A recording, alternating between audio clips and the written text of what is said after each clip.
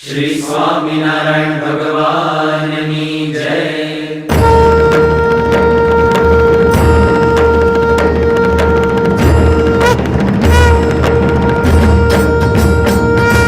जय स्वामिनारायण, जय अक्षर पुरुषोत्तम, अक्षर पुरुषोत्तम जय, अक्षर पुरुषोत्तम जय, दर्शन सर्वोत्तम जय स्वामिनारायण। मुक्त अनंत सुपूजित सुंदर साकारं जय सुंदर साकारं,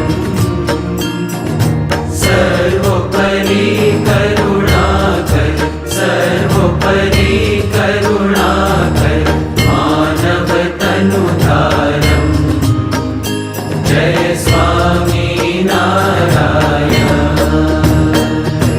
पुरुषोत्तम परब्रह्म श्री हरि सहजानंद जय श्री हरि सहजानंद, अक्षर ब्रह्म अनादि, अक्षर ब्रह्म अनादि, गुणातीतानंद जय स्वामिनारायण। प्रकट सदा सर्वकर्ता परम मुक्तिदाता जय परम मुक्तिदाता, धर्म एकांतिक स्थापक, धर्म एकांतिक स्थापक, भक्ति परित्राता जय स्वामिनारायण। दास भाव दिव्यता सह ब्रह्म रूपे प्रीति, हो ब्रह्म रूपे प्रीति, सुरद भाव अलौकिक, सुरद भाव अलौकिक, स्थापित शुभ रीति जय स्वामिनारायण।